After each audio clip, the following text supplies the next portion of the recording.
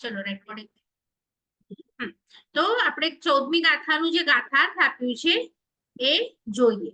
તો આપણે પહેલી લાઈન વાંચી હતી ત્યારે કે સૂક્ષ્મ હોય છે અને સેકન્ડ લાઈન વાંચવાની બાકી છે. શું છે? અંતર્મુહૂર્તના આયુષ્યવાળા અને અદ્રશ્ય હોય છે. આ તમારી ગાથામાં જ આપ્યું છે. અને આ કોની વાત છે અનિતાબેન? જે લોકો સૂક્ષ્મ છે. તો જે સૂક્ષ્મ જીવો છે એ પડે પડે જીવે મરે, જીવે મરે, જીવે મરે, જીવે મરે. અને તમે જે પૃથ્વીકાયનું ટેબલ જુઓ છો કે તો એ બાદર વાળાની વાત છે. જે આપણને માટી દેખાય છે, ધાતુના મેટલ્સ દેખાય છે, એ લોકો બાદર છે. તો બાદરના આયુષ્ય મોટા મોટા હોઈ શકે, પણ સૂક્ષ્મ લોકો નું મેક્સિમમ અંતર્મુહૂર્ત જ છે. એટલામાં તો મરી જ જાય, પાછા જન્મે પાછા મરે, પાછા જન્મે મરે. એટલે એમનું આયુષ્ય એક ભાવ આ થોડીક સેકન્ડોમાં પૂરું થઈ જાય. એટલે સૂક્ષ્મ વાળા વધારે જીવે નહીં. અને લખ્યું ત્યાં અદ્રશ્ય હોય, આપણને દેખાય પણ નહીં. પણ આપણે જે હવે પાછળ જે વિચારમાં ટેબલ આવશે, બધા પૃથ્વીકાયના અપકાયના જે આયુષ્ય આવશે કે હાઈટ આવશે, એ બધા બાદરના આવશે. એટલે સૂક્ષ્મ માટે અંતર્મુહૂર્ત જ છે, ગાથામાં જ આપેલું છે. એટલે કે અંતર્મુહૂર્તનું એક હવે તમને ટેબલ આવશે કે અંતર સૌથી નાનામાં નાનો પાર્ટ હોય ને ટાઈમનો, એ સમય હોય. એ સમય એટલે શું? ડેફિનેશન તમે જોશો તો શાસ્ત્રમાં લખે છે કે આ એક કોટનનું કપડું હોય અને આ કપડું આટલું જ હોય અને એને તમે ફાડો કાતરથી કે બ્લેડથી, તો એક તાંતણો થી બીજો તાંતણા પર એ બ્લેડ પહોંચે તો એને કેટલું લાગે? તો કે એક સમય. એટલે એક સેકન્ડમાં તો ઘણા બધા સમયો આવી જાય. આટલું નાનું જે સમય હોય એ 2 થી 9 સમય થાય. 2 થી 9 એક હોય એને તો સમય કહેવાય. 2 થી 9 સમય હોય એ નાનું અંતર્મુહૂર્ત. અને એમ કરતા કરતા અંતર્મુહૂર્ત કેટલું પણ હોઈ શકે મોટું, તો કે કેટલું? તો કે 24 મિનિટનું એક અંતર્મુહૂર્ત. પછી આપણે કહીએ ને 2 ઘડી એટલે 48 મિનિટનું સમય. તો આવી રીતે ધીરે ધીરે આગળ આગળ તમને નવા નવા સમયો આવશે. એ ઉત્કૃષ્ટ અંતર્મુહૂર્ત કે મધ્યમ અંતર્મુહૂર્ત કે એકદમ જઘન્ય અંતર્મુહૂર્ત. તો અહીંયા તો વાત છે કે એમનું આયુષ્ય અંતર્મુહૂર્ત વાળું હોય છે. એટલે હજી આપણે નીચે રીડ કરીએ શું કહે છે કે પ્રત્યેક વનસ્પતિકાય બાદર જ છે, જોઈ શકાય એવી છે. આ પ્રત્યેક વનસ્પતિકાયને છોડીને બાકી રહેલા એકેન્દ્રિયની વાતો આપણે જોઈએ તો પૃથ્વીકાય, અપકાય, તેવકાય, વાવકાય સાધારણ વનસ્પતિકાયના સૂક્ષ્મ જીવો 14 રાજલોકમાં ભરેલા છે. તો આઈ થિંક બધાને 14 રાજલોક ખબર છે કે કોઈ એવું વ્યક્તિ છે કે હું એને પિક્ચર્સ બતાવું 14 રાજલોકનું? આપણે જે આવા શેપમાં એક આખું પિક્ચર આવે છે, મારી પાસે નેક્સ્ટ ક્લાસમાં આપણે લઈ આવીશું. 14 રાજલોકનું આ બુકમાં પિક્ચર છે કે નહીં મને ખ્યાલ નથી. તો એ 14 રાજ કેમ છે? તો આપણે સમજો મિડલમાં છીએ. આપણાથી ઉપર 7 રાજ છે, આપણાથી નીચે 7 રાજ છે. તો આ 7 રાજમાં નરક છે અને આ 7 રાજમાં દેવલોક છે. તો હવે કોઈક નવું હોય તો એને થાય કે રાજ એટલે શું? તો રાજ માટે ઈઝી લેંગ્વેજમાં કહીશ કે સમજો કે હું એક દેવ છું અને મારી પાસે 1000 કિલો, હમણાં આપણે શબ્દ ઈઝી વાપરીએ, 1000 કિલોનો એક મોટો લોખંડનો બોલ છે અને એ બોલને હું થ્રો કરું છું. હવે જો તમે નાનો બોલ થ્રો કરો, તમે વજનવાળો બોલ થ્રો કરો, તો વજનવાળું છે ને ફટાકથી નીચે આવે કે નહીં? તો તમે ફટાકથી નીચે મૂકો તો સમજો કે હું મારી બાલ્કનીથી એક એટલી મોટી બિલ્ડિંગમાં છું કે હું નીચે બોલ ફેંકું તો એને કેટલો ટાઈમ લાગે? તો તમે જોશો કે 1 મિનિટ લાગશે, બહુ બહુ તો 2 મિનિટ લાગશે, બહુ બહુ તો 3 મિનિટ લાગશે. બહુ હજી હાઈટ પરથી ફેંકશો એનાથી વધારે સમય લાગશે નહીં. પણ આ એક રાજનું અંતર કહેતા શાસ્ત્રકાર ભગવંતો કહે છે કે તમે આજે બોલ ફેંકો તો ઈ પાસ ઓન કરતા કરતા 6 મંથ લાગે એને ને નીચે આવે. 6 મંથમાં જેટલું એટલું એક રાજ છે. તો તમે વિચારો કે 6 મંથ પછી બીજા 6 મંથ, એમ 14 ટાઈમ 6 મંથ. એટલે કે આપણું લોક કેટલું મોટું છે અને આટલા મોટા લોક શેનાથી ભરાયેલો છે? તો કે છે સૂક્ષ્મ જીવોથી ભરાયેલો છે. હવે ખાલી તમે તત્વ ચિંતન કરો કે જો આટલો મોટો 14 રાજલોક અને એમાં બધા સૂક્ષ્મ જીવો, તો હમણાં આપણે બધા કહી શકીએ કે એ 14 જ લોકમાં કેટલા સૂક્ષ્મ જીવો હશે અને આ બધાનું આયુષ્ય જે આપણે જોયું તો ત્યાં પણ આપણને તત્વચિંતન થાય કે આટલા બધા આયુષ્ય વાળા એટલે કે આટલા બધા જીવો અને આયુષ્ય કેટલું સાવ નાનું આપણે હમણાં એમ ઇમેજિન કરીએ કે 1 સેકન્ડ તો 1 સેકન્ડમાં તો એ જીવે અને મરી જાય જીવે અને મરી જાય તો એમનું પુણ્ય કેટલું ઓછું કે એમને 2 સેકન્ડ 3 સેકન્ડ 1 દિવસ પણ જીવવા મળતો નથી તો આપણે પણ સૂક્ષ્મમાં જઈ શકીએ છીએ તો સૂક્ષ્મ લોકો પાસે પુણ્ય ઓછું છે તો આપણે આ ભાવમાં બધું પુણ્ય ખર્ચી નાખીશું તો પછી જ્યારે ભાવ બદલી અને આપણને પૂછશે કુદરત કે હવે તમને બાદરમાં મોકલું કે ત્રસમાં મોકલું તો જેની પાસે પુણ્ય હશે એ લોકો ત્રસમાં જ હશે પણ પુણ્ય ઓછું હશે એ બધા સૂક્ષ્મમાં એક તો એકેન્દ્રિયમાં જશે અને એમને ઇન્દ્રિય પણ એક જ મળશે પુણ્ય ઓછું છે અને એ પુણ્ય ઓછુંમાં પણ બાદર અને સૂક્ષ્મ બે ઓપ્શન છે પણ જો પુણ્ય હજી ઓછું હશે તો આપણે પણ સૂક્ષ્મમાં ચાલ્યા જશું અને ત્યાંથી નીકળવાનો કોઈ ચાન્સ નથી કારણ કે એ લોકો કઈ સાંભળતા નથી જોતા નથી બોલતા નથી તો ધર્મ કરવાની વાતો તો એકદમ અલગ છે તો ધર્મ ન કરી શકે માટે અનંત ભાવો એમની અંદર જ જાય અનંત ભાવ કરીને પછી એ થોડું પુણ્ય મેળવીને જો બહાર આવે તો હજી બાદરમાં આવે બાદરમાં પણ કઈ ખાસ ધર્મ કરવાના નથી આ તો 2 ઇન્દ્રિય 3 ઇન્દ્રિય 4 ઇન્દ્રિય વાળા પણ ધર્મ નથી કરતા તો તમારું એક વખત જો આ સૂક્ષ્મમાં જવાનું ચાન્સ આવે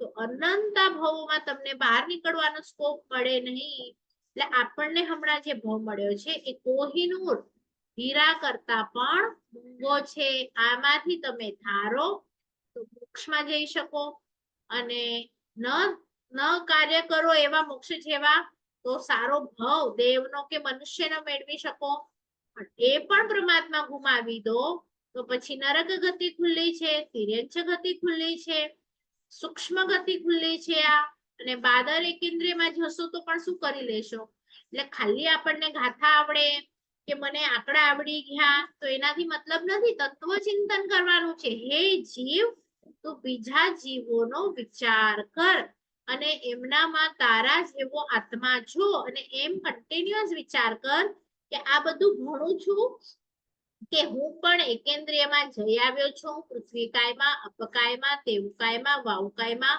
વનસ્પતિમાં અને ઘણા મારા ટાઈમ આ બધામાં ગયો છે અને આ બધું ગયા પછી હું 2 ઇન્દ્રિય 3 ઇન્દ્રિય 4 ઇન્દ્રિયમાં પણ ગયો છું ત્યાંય અસંખ્ય ભવો કર્યા ત્યાંથી પણ ઘણો સમય રહીને નીકળ્યો અને આટલા બધા ભવો બાદ 84 લાખ યોની બાદ મને હમણાં મનુષ્યનો ભાવ મળ્યો છે તો આટલું કર્યા પછી જો તમને મળે તો એની કિંમત આપણને કેટલી હોવી જોઈએ અને આપણને એટલી હમણાં છે કે ઘડી ઘડી વિચાર આવે કે શું ભાવ મળ્યું છે મને તો આ નથી મળ્યું મને તો આ નથી મળ્યું તો આટલા બધા જીવો છે તમારી આજુબાજુ એ બધાની સાથે કમ્પેર કરવાનું કે કીડીને શું મળ્યું છે ઝાડને શું મળ્યું છે માટીને શું મળ્યું છે એના કરતા કંઈક સારું તમને મળ્યું છે કે નહીં અને એ લોકો શું કર્મ તોડે છે તો તમને આ જે તોડવા મળેલા કર્મને તોડવા માટે મળેલો જે ભાવ છે રિયલમાં આપણા કર્મ તૂટે છે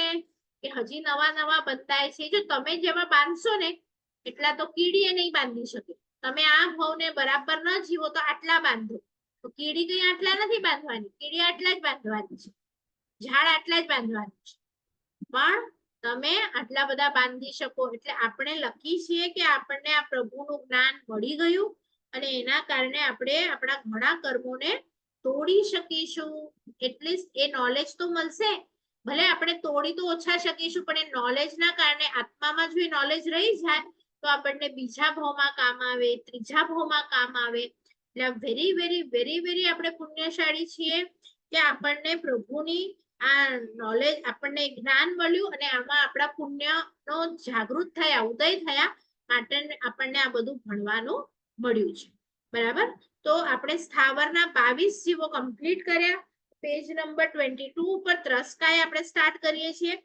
ત્રસ એટલે હાલવું ચાલવું એમાં શું લખીએ છીએ આપણે જોઈએ કે ત્રસમાં કોણ કોણ આવી શકે, તો કે હવેના 563 ટોટલ ભેદ છે એમાંથી આ તમે એકેન્દ્રિયના 22 કાઢી નાખો તો એ 22 સિવાયના બધા ત્રસ કાયમાં આવશે. એટલે નેક્સ્ટ સવાલ તમારો એવો હશે કે 563 માંથી સ્થાવરના ભેદ કેટલા, આ એક ક્વેશ્ચન હશે. અને એમ ક્યારેક પૂછું કે 563 માંથી ત્રસ જીવો કેટલા, તો તમારે શું કરવાનું, ત્રસ જીવો માટે 563 માઇનસ 22 એટલે બધા ત્રસ જીવો આવી જશે. બરાબર, સવાલને સમજ્યા બધા? ક્યારેક એમ પણ પૂછાય સ્થાવર કેટલા, અને ક્યારેક એમ પણ પૂછાય કે 563 માંથી ત્રસ જીવો કેટલા. તો તમારે શું કરવાનું, ઈઝી કરવા માટે 563 એમાંથી શું કરવાનું, -22. આ 22 કયા છે તમને ખબર હોવી જોઈએ, એકેન્દ્રિયના એટલે કે સ્થાવરના. બરાબર, ચલો ત્રસ કાયની રીડ કરું છું. ઝેણા એ જ જીવન છે, ઝેણા પાલન માટે જીવ ક્યાં ક્યાં છે, એને કેવી રીતે બચાવી શકાય, એ બધું જાણવું ઘણું અગત્યનું છે. શ્રાવકનું જીવન એકેન્દ્રિય ઉપર આધારિત છે, એટલે એમના ઉપયોગ વગર ન ચાલે, પરંતુ ત્યાં સાવધાની હોય તો ઓછા જીવોની વિરાટતાથી જીવન જીવી શકાય અને વધુને વધુ જીવોને અભયદાન આપી શકાય. એવા એકેન્દ્રિય પૃથ્વીકાય, અપકાય, તેવું વાવ વનસ્પતિ જીવોને જાણ્યા પછી આપણે આગળ વધીએ. વિશ્વના ચોઘાનમાં એકેન્દ્રિય જીવોને બાદ કરીએ તો આપણી સામે વિવિધ પ્રકારના હાલતા ચાલતા જીવો, કીડીથી માંડીને હાથી સુધીના મોટા મોટા જીવો પણ આમાં આવે છે, બધા ત્રસ છે. અને આ આપણે ચાલો આવા જીવોને જાણીએ, અભયદાન આપવાના પ્રયાસ કરીએ, કારણ અભયદાન બધા દાનોનો રાજા છે.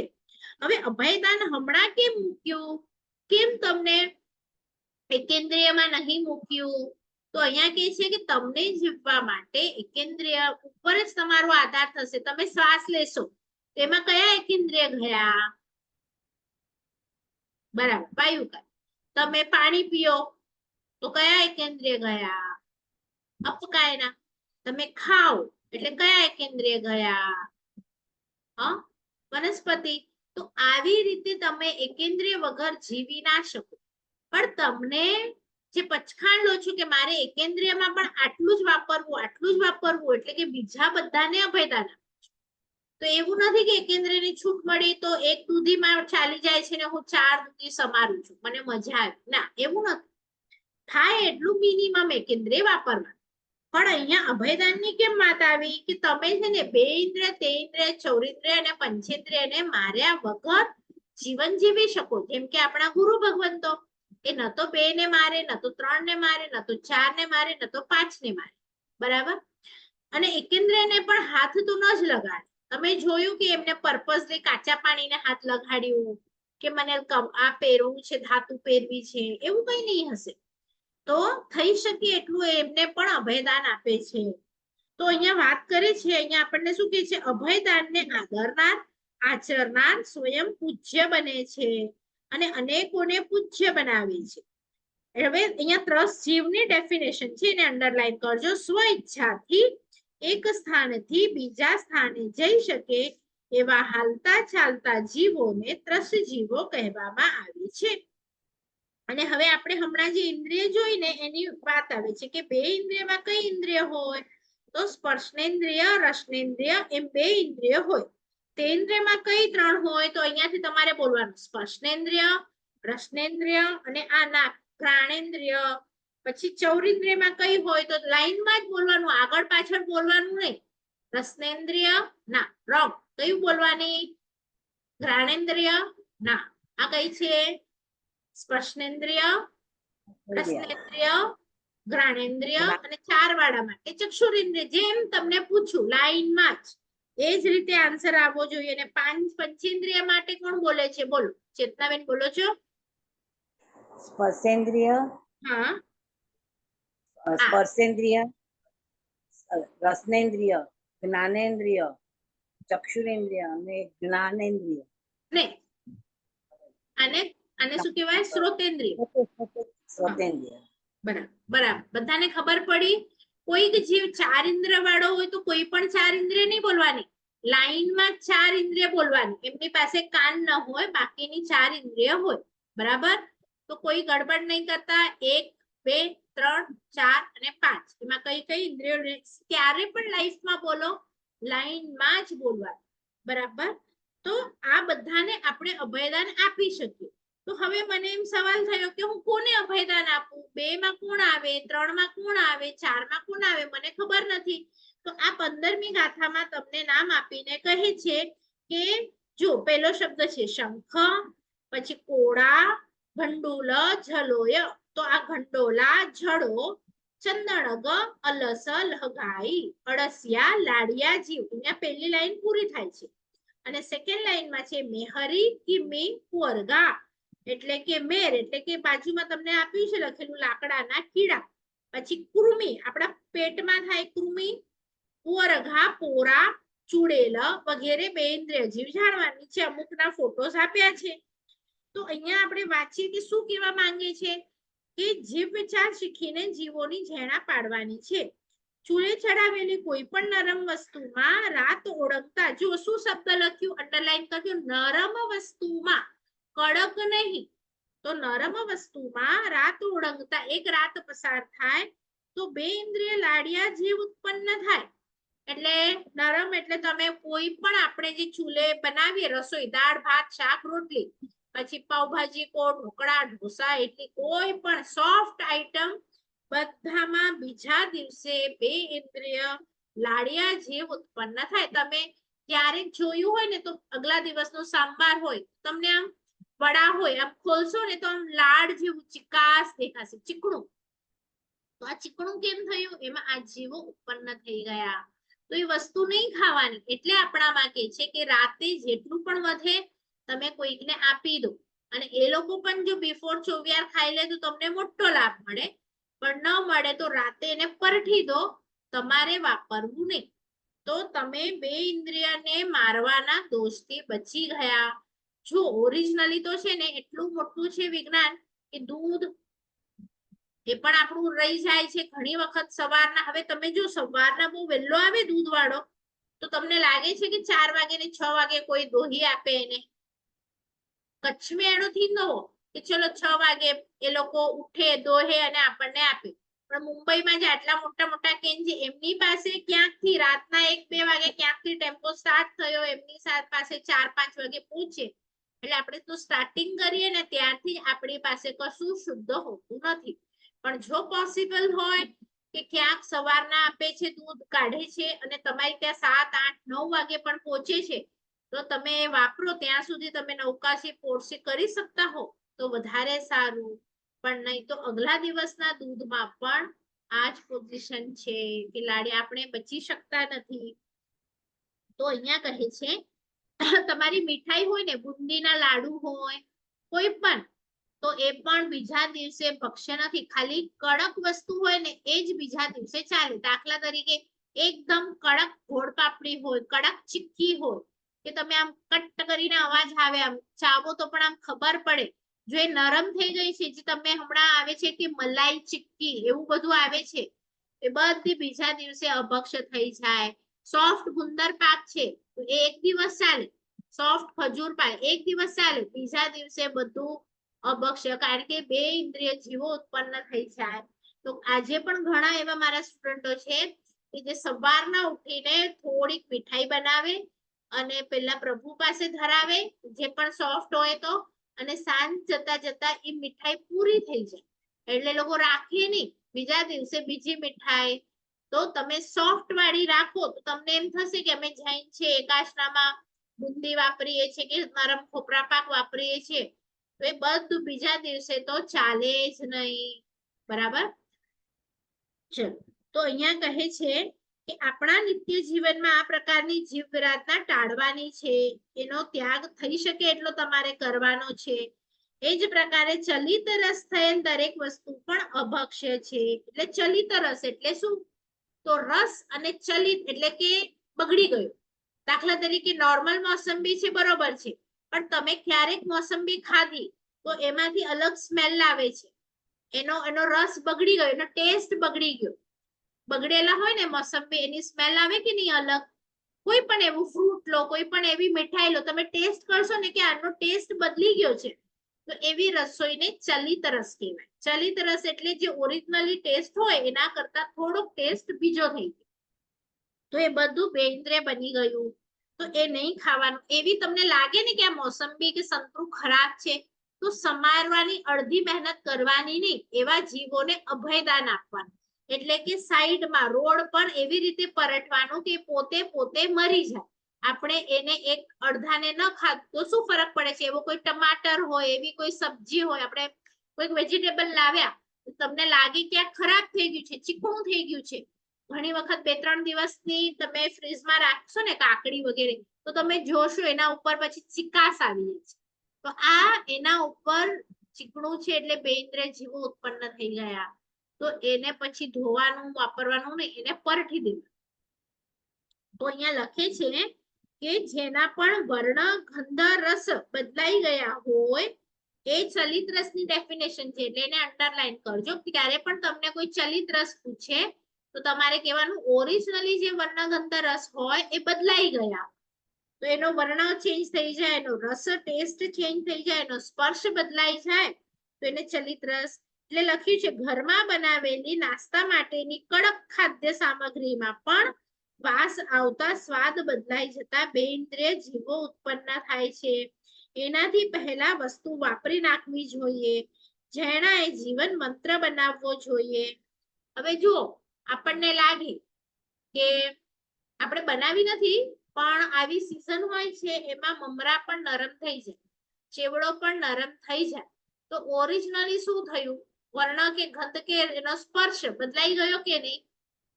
તો આ પણ ઘણા એવા મહાત્માઓ છે કે અભક્ષ્ય થઈ જાય. હવે એવો જે નરમ થઈ ગયો છે ને, એને તમે ફરીથી વઘારો કે શેકો તો એ લોકો વાપરતા નથી. એટલે મહાત્મા આવે, કોઈક એવો સાધર્મિક આવે જે ચુસ્ત હોય, તો એને આવા પદાર્થો પણ આપવા નહીં. જો આપણાથી પણ શક્ય હોય અને ન વાપરો તો વધારે સારું, પણ ઘણી વખત આપણને લઈ આવ્યા, પડ્યા હતા અને નરમ થઈ ગયા અને પછી આપણે વઘાર, તો એ પણ ઘણા લોકો વાપરતા નથી. એના પછીનો પેરેગ્રાફ છે, એવા જ પ્રકારે બોળ અથાણા એટલે શું?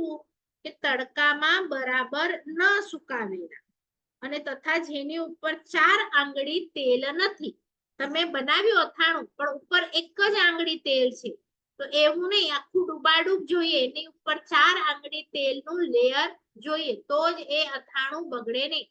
પછી ભલે તમને ફંગસ ન દેખાય 6 મહિના, પણ એમ કે છે કે 4 આંગળી તેલ ઉપર ન હોય તો એ વસ્તુ બગડવાની સ્ટાર્ટ થઈ જાય. ભલે બગડતા એને 12 મહિના લાગે, પણ બગડવાની સ્ટાર્ટ થઈ જાય તો એ આપણાથી ખવાય નહીં. ઘણા લોકો હોય ઉપરથી ફંગસ કાઢી નાખીએ અને પછીનું અથાણું વાપરે કે કોઈ એવી ચીજ, તો ના, એ ન ચાલે આપણને. એ એકચ્યુઅલી ફંગસ તો નીચે સુધી થઈ ગઈ છે, પણ ઉપર જ દેખાય છે આપણને, એટલી બધી વસ્તુઓ કાઢી નાખવાની. અને બરાબર અંડરલાઈન કરજો, તડકામાં બરાબર ન સુકાવેલા. એનો અર્થ શું થયો? કે જો તમે પ્રોપર તડકામાં સુકાવો એવી વસ્તુ આપણાથી ખવાય, પણ જે પ્રોપર તડકામાં સુકેલી નથી તો એવી વસ્તુ ખવાય નહીં. બરાબર? તો બધી જ ન ખવાય એવું નથી. પ્રોપર એને તડકું આપ્યું છે તો ચાલે, પણ પ્રોપર તડકો નથી આપ્યું તો એ બગડવાની શક્યતા છે. તો ત્યાં લખ્યું અથાણામાં બેઇન્દ્રિય જીવોની ઉત્પત્તિ થાય છે અને તેથી તે પણ અભક્ષ્ય બને છે. જૈન દર્શનમાં જમ્યા પછી થાળી ધોઈને પીવાનો રિવાજ છે. તો આની અંદર પણ રહસ્ય છે જીવદયાનું. શું છે કે કોઈ પણ આહાર અને પાણી આપણે એઠા કર્યા, એમાં 48 મિનિટ થઈ તો એના પછી એમાં લાળિયા જીવો ઉત્પન્ન થાય છે. આ જીવો પણ બેઇન્દ્રિય જીવો છે. આવા અનેક જીવોની હિંસા આપણને લાગે છે. આથી બચવા માટે જમણ એકાશનું આંબીલ વગેરે 48 મિનિટમાં પતાવવું તથા થાળીમાં કંઈ પણ એઠું છોડવું નહીં. બરાબર? હવે આ વસ્તુ તમે જો કે તમે જમ્યા, બધી વસ્તુ પૂરી કરી, પણ તે છતાં તમારી થાળી ધોવાઈ નથી. તો જે થાળી નથી ધોવાઈ એમાં 1 ટીપું જેટલી પંજાબી શાકની ગ્રેવી પડી છે, 1 જ ટીપું, કે જેને આમ ખાઈ નથી શકતા, પણ એ ખાતી વખતે ફર્સ્ટ બાઈટ ખાધું અને પછી બીજી વખત લેવા ગયા આમ આંગળી ઉપર મારી લાડ હતી, એ લાડ એ થાળીમાં ગઈ.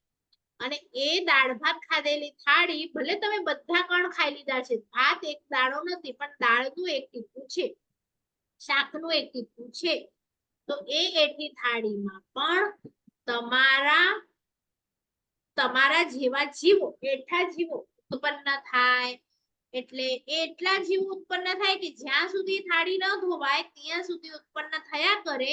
અને ઈ જ આપણને એમ થાય કે ચલો મેં છે ને 48 મિનિટમાં થાળી ધોઈ નાખ, પણ તમે જો થાળીને પીધા વગર ધોવો છો તો શું ફરક પડે છે? કારણ કે તમે ખાધું નથી એટલે ઈ ગ્રેવી ક્યાં ગઈ? તમારા સિંકમાં. અને ઈ ગ્રેવીનું ટીપું હવે જે પાણી સાથે ભેગું થયું છે તો એમાં એ તમારા જીવો ઉત્પન્ન થયા કરશે, જ્યાં સુધી પ્રોપરલી સુકાશે નહીં. પછી 1 મહિનો હોય, 2 મહિનો હોય, 3 મહિનો હોય, 4 મહિનો. એટલે આપણી જે ગટરોમાં વાસ આવે છે એનું કારણ જ આ છે કે આપણા બધાના, સમજો હું ખાવાની વાત કરું છું, જે ફૂડ બચ્યું છે એ પણ અને આપણે વાપર્યું છે એ પણ, બીજા દિવસે એમાં આવા જીવો ઉત્પન્ન થાય તો એક પાણી કેટલા દિવસનું હોય ગટરમાં? આખા દિવસનું સુકાઈ ગયું કે આખા વર્ષનું હોય છે? તો આપણા કચ્છમાં આ વસ્તુ કેવી હતી કે એ લોકોએ ગટરો બનાવી નહીં હતી, પણ એ જે ઘર મજાથી નટી એડો પાણી નકળે, કપડા ધોયો તો તેને તમે જો રસ્તા પરથી ચાલો તો બધાના ઘરમાંથી પાણી નીકળતું હોય. અને બહાર શું હોય? રોડ ઉપર માટી હોય, એટલે પાણી જે આવે માટીમાં ગયું એટલે સુકાઈ ગયું, તડકો પડે ને એટલે સુકાઈ. એટલે તમારો કોઈ પણ, તમે વંઠામાં જાઓ, વંઠાનો યુઝ કરો તો તમારું જે ટોયલેટ છે, તમારું જે યુરિન છે, તડકા એના ઉપર પડ્યું અને સુકાઈ ગયું. તો હવે એ સુકાઈ ગયું તો ગટરમાં જવાની કે એના ઉપર જીવો ઉત્પન્ન થવાની શક્યતા નથી. પણ આપણે મોડર્ન મુંબઈમાં આવ્યા કે ત્યાં પણ સિટીમાં ગયા અને આપણને એમ લાગે કચ્છવાળા આગળ, આપણે થોડાક સારા, આપણું ઘર કેટલું સાફ, આપણું ટોયલેટ કેટલું સાફ. પણ ગયું, અને એ જે ગયું છે 2 મહિના 4 મહિના નથી સુકાવાનું, તો તમે વિચારો એમાં જેટલા જીવો દરેક સેકન્ડે, આપણે પેલા અંતર્મુહૂર્ત જોઈ લીધું ને નાના જીવોનું આયુષ્ય કેટલું, અંતર્મુહૂર્ત. તો એ જીવે મરે તો ખાલી તમે એમ ઇમેજિન કરો કે 1 મહિનો સુધી આપણી જે પણ અશુચિ છે, આપણે નાકનો કચરો કાઢ્યો, આંખનો કાઢ્યો, મોઢાનો કાઢ્યો, તો એ કચરામાં એ જીવો ઉત્પન્ન થાય તો એ જીવોનું ટોટલ કેટલું? અને એટલા જીવો આપણા કારણે મર્યા કે નહીં મર્યા? જો તમે એટલું ના મૂક્યું હો તો એ લોકો જન્મત નહીં. તો આટલા જીવો જે મર્યા તો એ લોકો પણ કહેશે કે અમે મનુષ્ય બનીશું, અમારી જે એઠવાડ હશે ત્યાં તમારે પણ જન્મ લેવો પડશે. એટલે આપણા આટલા બધા ભવો આ આવી રીતે કેમ વધે છે? હવે તમે એક આખા જિંદગીમાં, તમે એક ભાવમાં કેટલા આવા જીવોને ઉત્પન્ન કરો, કેટલી સેકન્ડ એવી હોય કે જેમાં આપણે ના કરીએ ઉત્પન્ન. જે તમે સામાયિકમાં બેસો છો ને ત્યારે જ ખાતા પીતા નથી, બાકી તો આપણું કંઈક ને કંઈક ખાવા પીવાનું ચાલુ હોય છે. તો ચાલુ હોય તો એ ડીશ માંથી તમે જો પાણી પી લો તો એ બહાર ગયું નહીં તો તમને એનો લાભ મળે. તમને નાકનો કચરો કાઢવો છે, કફ કાઢવું છે, પહેલાના જમાનામાં માટી રાખતા, જે લોકો ઘર બહાર એવું ન હોય ને તો માટી રાખે, એમાં થૂકે, એમાં કચરો કાઢે તો એ સુકાઈ જાય. આમાં માટીમાં કરો ને, માટી ન હોય ને તો ગુરુ ભગવંતે જોજો આવા જૂના કોટનના કપડા હશે તો એમાં એ લોકો કાઢે અને પછી આમાં ઘસે અથવા પંખા નીચે મૂકી દો ને તમે તો એ સુકાઈ જાય. જો સુકાઈ જાય 48 મિનિટની અંદર તો એમાં જીવો ઉત્પન્ન થાય નહીં. પણ જો 48 મિનિટ થઈ ગઈ તો પછી જીવો ઉત્પન્ન થાય.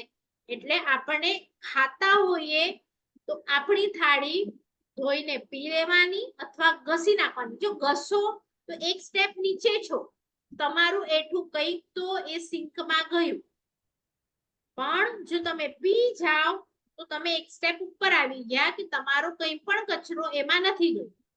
બરાબર? ભલે પછી બીજા વાસણો કામવાળી બાઈ ધોય, પણ જેમાં ખાધું હોય એ તમારે થાળી ધોઈને પી લેવું. જો ન જ પીવાય એવું હોય તો થાળીને ધોઈ નાખવી. તો એટલીસ્ટ એટલા જીવો ઉત્પન્ન તો નહીં થાય. હમણાં ખ્યાલ આવે છે બધાને કે આમાં કોઈને કંઈ પૂછવું છે?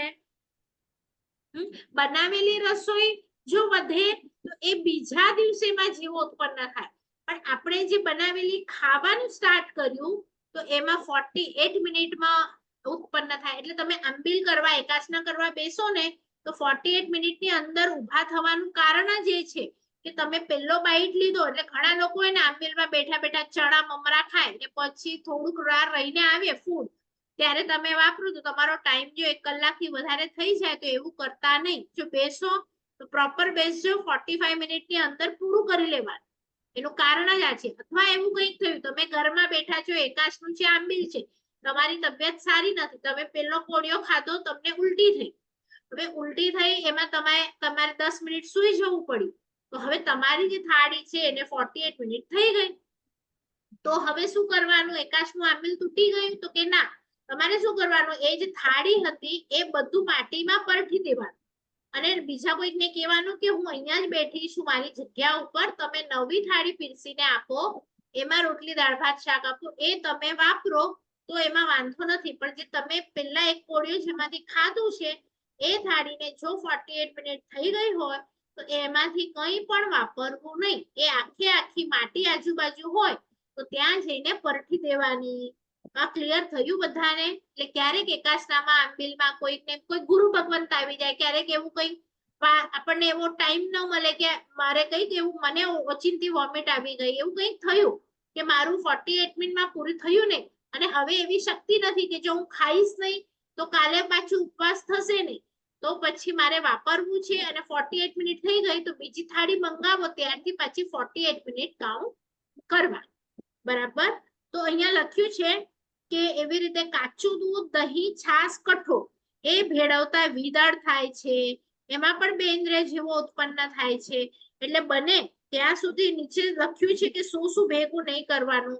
તો કઢી બનાવો, ઢોકળા બનાવો તો છાશ ગરમ હોવી જોઈએ, કાચી છાશ દહીંનો ઉપયોગ ન કરવો, ખીચડીને કાચી છાશ ન ખવાય, મેથીના પાંદડા વાળા થેપલાને કાચી દહીં ન ખવાય, દાળ ભાતમાં કાચું દહીં ન નખાય, દહીં બરાબર ગરમ કર્યા વગર દહીંવડા ન બનાવાય, શ્રીખંડના જમણમાં કોઈ પણ કઠોળનો ઉપયોગ કરવો નહીં.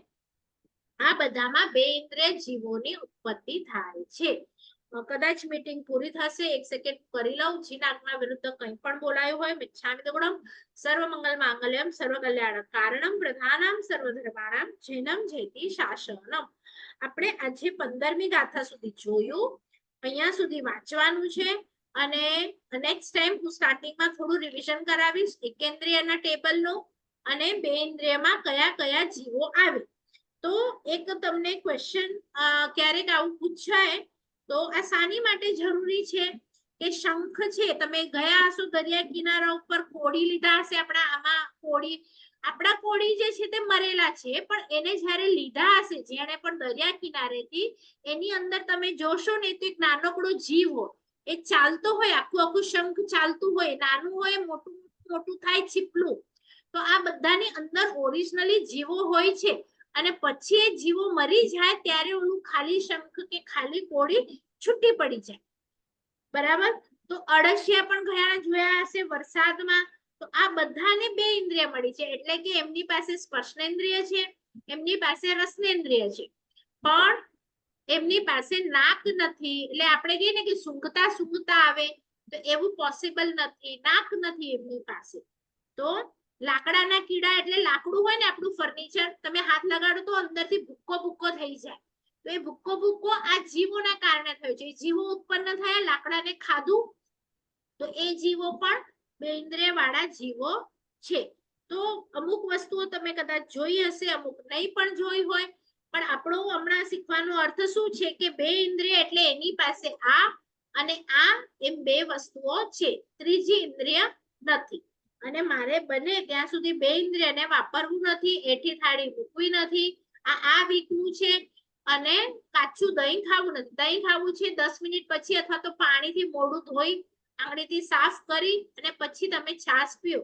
બને ત્યાં સુધી છાશને ગરમ કરી લો તો કોઈ વાંધો થાય નહીં. કારણ કે તમને એમ થાય કે છાશ હું 10 મિનિટ પછી પીશ, પણ પછી સિંકમાં જાઓ, છાશ વાળો ગ્લાસ કે વાટકો ધુઓ અને એનાથી જ તમે દાળનો ટોપ ધુઓ, ત્યારે આ દ્વિદળના જીવો ઉત્પન્ન થઈ જાય છે.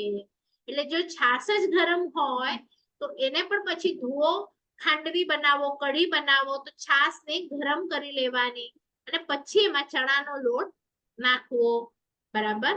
કોઈને કઈ પ્રશ્ન હોય તો લખી રાખજો. હમણાં ટાઈમ નથી. આપણે નેક્સ્ટ મીટિંગમાં તમને કોઈ પણ બે ઇન્દ્રિય રિલેટેડ કે એકેન્દ્રિય રિલેટેડ ક્વેશ્ચન્સ હોય તો 5 મિનિટ પહેલા આપણે લઈ લઈશું. નહીં તો પછી 16-17 એટલે કે તેન્દ્રિય અને ચૌરિન્દ્રિય એ બે વસ્તુ આપણે નેક્સ્ટ એક મંડે થર્સડે રજા હશે. આ થર્સડે તો કાલનું આપણે આજે લઈ લીધું. નેક્સ્ટ થર્સડે નેક્સ્ટ વીક નું જે થર્સડે છે એમાં રજા છે એક થર્સડે. પછી એના પછીનો થર્સડે ક્લાસ હશે. એટલે એક થર્સડે અવનીબેન જરા મેસેજ નાખી દેજો, નેક્સ્ટ થર્સડે ક્લાસ માંગલી છે. બરાબર. તો બધા શાતામાં રહેજો અને કોઈને પણ ડાઉટ હોય પેપરમાં લખી લેજો અને ડેફિનેશનો જેટલી પણ આવી અલગથી નોટ્સમાં બનાવતા રહેજો. ઓકે. કોઈને કઈ પૂછવું છે? 1 મિનિટ છે આપણી પાસે. બેન, આપણે કડક મીઠાઈ હોય જેમ કે ગોળપાપડી છે જેમાં પાણી ન પડતું હોય તો ઈ બી હા. બીજા દિવસે વાસી રહે કહેવાય? હા, જો ગોળ નરમ હોય ને તો, એટલે તમે એકદમ સોફ્ટ બનાવો ને તો એમાં જીવો આવી જાય. કડક હોય એમાં જીવો ના આવે, બાકીમાં આવી જાય. એટલે વગર પાણી વાળી હોય તો બી એમાં હા જીવો હા, ઉત્પન્ન વગર થાય? પાણી વાળી હોય. ખોબરા પાક હોય એમાં કે પાણી હોય, સાકર હોય અને હા માવો હોય. માવો ન પણ નાખો હા. તો પણ એ બીજા દિવસે વાસી. હા, અચ્છા. કડક હોય ને એ જ ચાલે. તમારા તો એમાં ફીડિયા એલું કોડિયા લડ્ડુ હોય ને એ ચાલે, કારણ કે છે ને ફીડિયામાં તો આપણે શું કહેવાય, એનો કાળ તો મોટો જ છે પણ જે સોફ્ટ થઈ જાય. દાખલા તરીકે પહેલા દિવસે મારી ગોળ પાપડી કડક હતી અને બીજા ત્રીજા દિવસે છે ને તમે જોશો તો જરા ખવા લાગે ને તો જેનું ટેક્સચર બદલાઈ જાય. ગોળિયાનું આવું ટેક્સચર બદલાય નહીં. તો તમારી ગોળ પાપડીનું તમે 8 દિવસ પછીની ખાશો ને તો જરા ખવા લગી બને ને એટલે એવું અભક્ષ થઈ જાય. જેને બી હવા લાગી શકે એવા ચાન્સીસ હોય બધું અભક્ષ થઈ જાય. તો ફીણિયા આપણા નરમ બિસ્કિટમાં જ હોય. હવા લાગી ગઈ તો અભક્ષ. હા, અને ફીણિયા આપણા નરમ જ હોય એમ તો, પણ હા, એ એની નરમ જ બીજા છે. દિવસે હા, એમાં એ વાત છે, એનું ટેક્સચર નથી બદલાયું તો એ બરાબર છે. એનો લોટ કડક છે. ઓરિજિનલી જે લોટ છે ને છેલ્લા દિવસ સુધી તમે ખાશો તો એ કડક જ હશે.